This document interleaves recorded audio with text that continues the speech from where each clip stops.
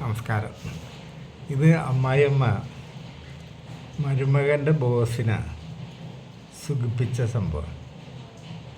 ആരും ഞെട്ടണ്ട. ഇവിടെ സിനിമാ ഫീൽഡിലൊക്കെ മകളെ സെലിബ്രിറ്റി ആവാൻ വേണ്ടി തള്ള കിടന്നു കൊടുത്ത ചരിത്രമുണ്ട്. മകളെ പ്രൊഡ്യൂസറുടെയും സംവിധായകൻ്റെ മുറിയിൽ ഏൽപ്പിച്ചു കൊടുത്തിട്ട് പുറത്ത് അമ്മ കാവൽ നിന്ന ചരിത്രമൊക്കെ നമ്മൾ കേട്ടിട്ടുണ്ട്. പൊളിറ്റിക്സിലും അങ്ങനെ തന്നെ.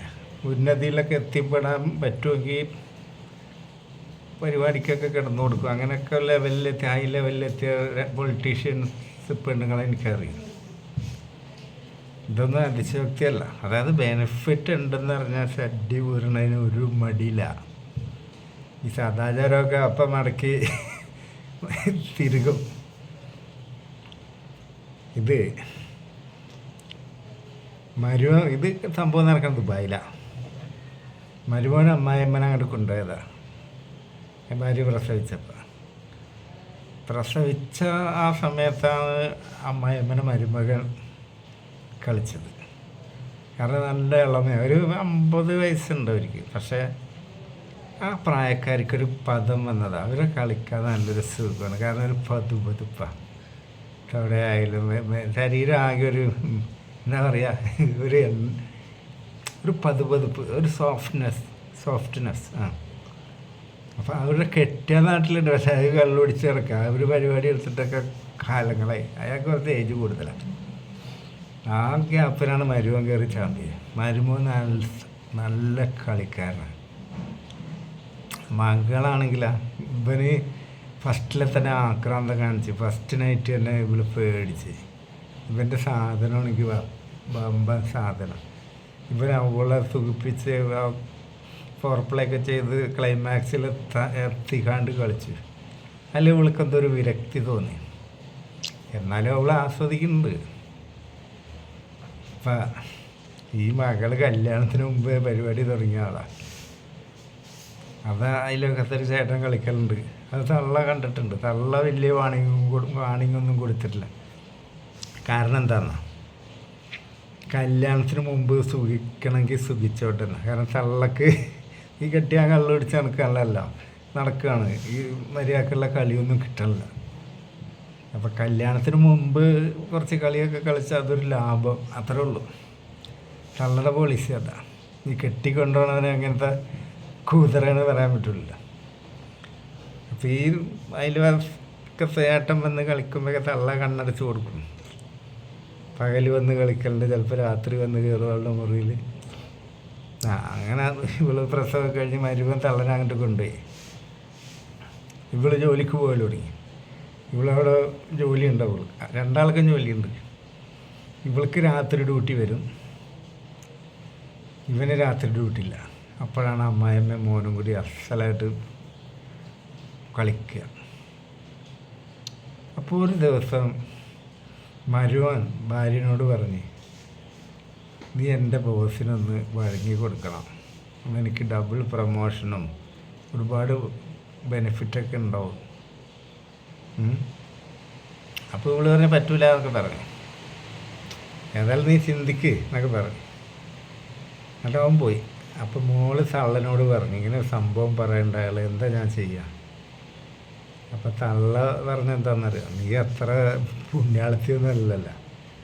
പിന്നെ അവനൊരു ഉന്നതിയിലെത്തണ ഒരു കാര്യമല്ലേ, ഒന്ന് കണ്ണടച്ചേക്ക്. അയാളെ നീ കണ്ടിട്ടുണ്ടല്ലോ, അയാൾ വലിയൊരു പരിപാടിക്ക് കഴിവൊന്നുമുള്ള ആളല്ല. അതായത് വലിയൊരു ആക്രമണ സ്വഭാവം എന്നുള്ള ആളല്ല, ഒരു സൗമ്യനാണ്. അയാൾ ചെറിയ ഇത് കഴിഞ്ഞിട്ട് പോയിക്കോളും. നമുക്ക് കിട്ടാൻ പോണതാ വലിയ പ്രമോഷനും കാര്യങ്ങളാണ്. അങ്ങനെയൊക്കെ പറഞ്ഞപ്പോൾ ഇവള് സമ്മതിച്ച്. ആദ്യമൊക്കെ ഒന്ന് എതിർപ്പ് പറഞ്ഞ്, അത് കഴിഞ്ഞ് ബോസിനെ ഇവർ വീട്ടിൽ കൊണ്ടുവന്ന് കുറച്ച് മദ്യ സൽക്കാരമൊക്കെ കഴിഞ്ഞപ്പോൾ ഇവർ മുകളിലത്തെ നിലയ്ക്ക് പോയി. മരുമോളും ബോസും ഇവനും. അങ്ങനെ മുകളിലത്തെ റൂമിൽ, ഇവരുടെ ബെഡ്റൂമിൽ ബോസും മരുമോളും, ഇവനപ്പുറത്തെ മുറിയിൽ സെക്യൂരിറ്റി തള്ളടിയിൽ.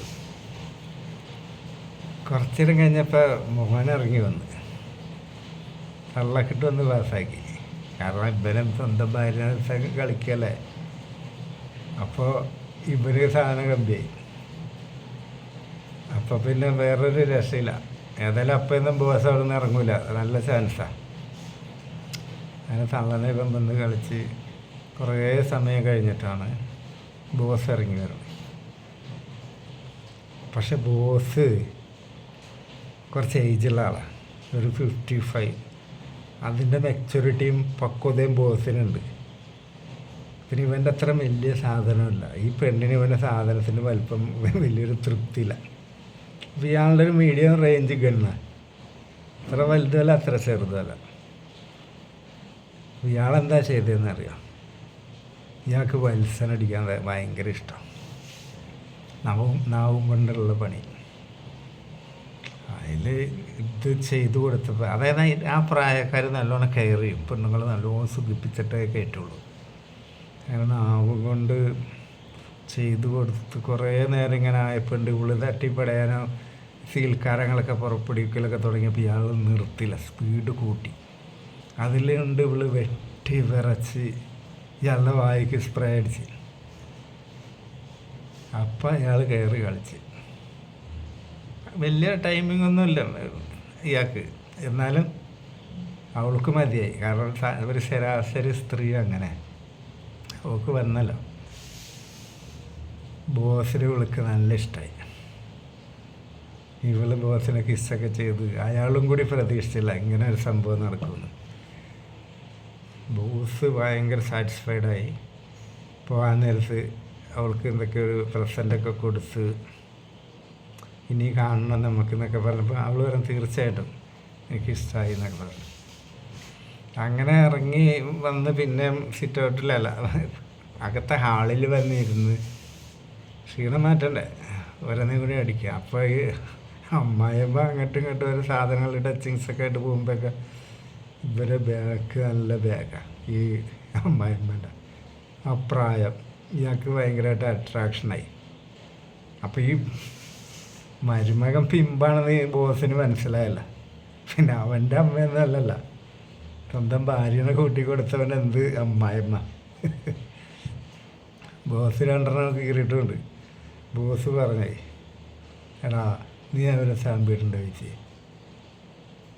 ഇല്ല, നിങ്ങളുടെ പെരുമാറ്റം കണ്ടാൽ അറിയോ നീ അവരെ സാമ്പിടുന്നുണ്ട്.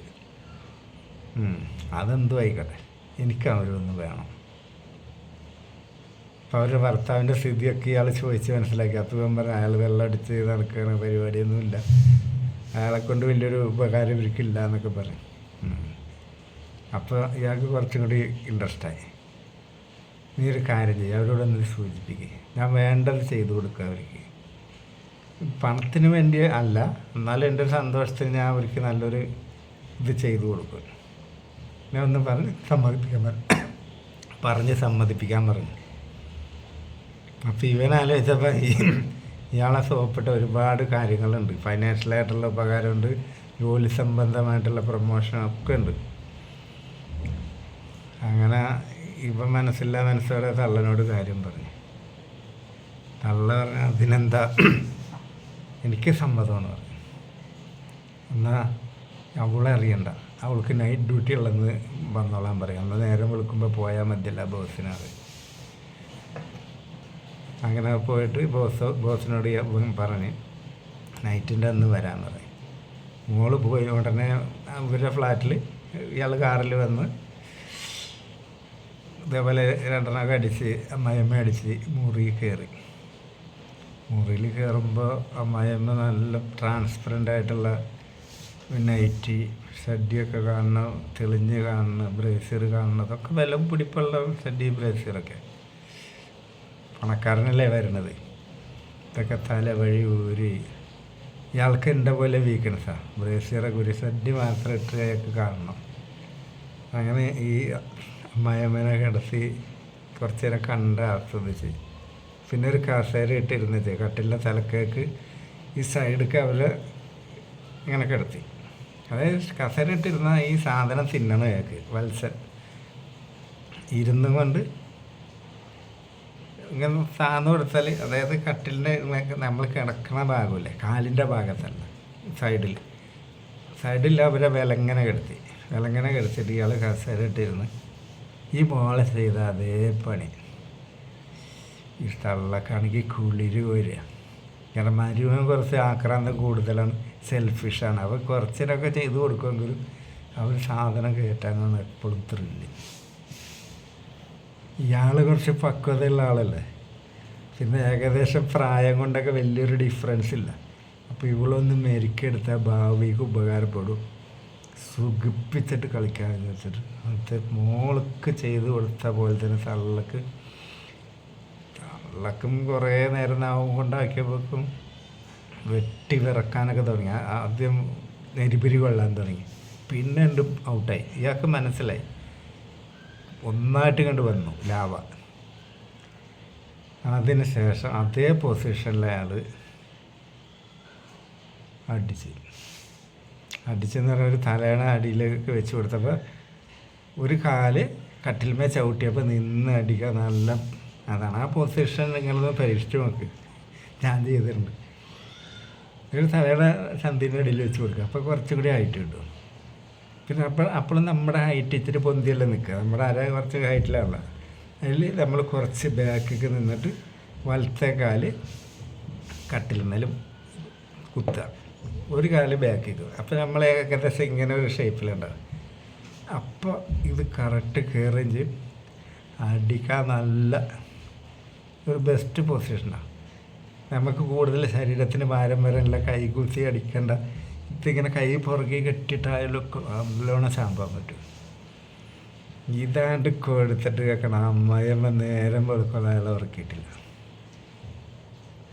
പിന്നെ ഇയാൾ തള്ളനെ മോളെ മാറി മാറി അടിക്കും.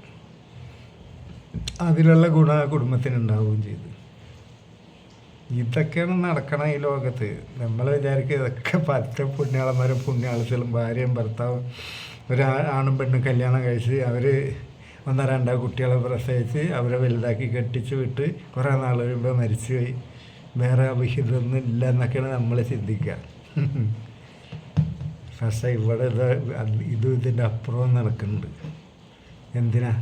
തൊട്ട് കിടക്കണം, അല്ലെങ്കിൽ എന്തെങ്കിലും ബെനിഫിറ്റ് ഉണ്ടാവണം. അപ്പം അമ്മായിയമ്മയും കിടന്നു കൊടുക്കും, മകളും കിടന്നു കൊടുക്കും, എല്ലാവരും കിടന്നു കൊടുക്കും. ഒരു ജോലി കിട്ടാൻ വേണ്ടി, എൻ്റെ കൂട്ടുകാരന് ജോലി കിട്ടാൻ വേണ്ടി അവൻ്റെ അമ്മ കിടന്നു കൊടുത്തിട്ടുണ്ട്. ഞാൻ എൻ്റെ കണ്ണുകൊണ്ട് കണ്ടിട്ടുണ്ട്. ഇതൊക്കെ ഈ ലോകത്ത് നടക്കുന്ന സംഭവങ്ങളാണ്. ഇപ്പോൾ അശ്ലീലോ അല്ലെങ്കിൽ എന്താണ് പറയുക, സമൂഹത്തിനെ വഴി തെറ്റിക്കണമെന്നൊക്കെ പറഞ്ഞ് ആരെങ്കിലുമൊക്കെ വരും. ആരെന്ത് പറഞ്ഞാലും ഇതൊക്കെ ഇവിടെ നടക്കുന്നുണ്ട്. അപ്പോൾ ഇനി അടുത്ത വീഡിയോ നാളെ ഈ നേരത്ത്. നമസ്കാരം.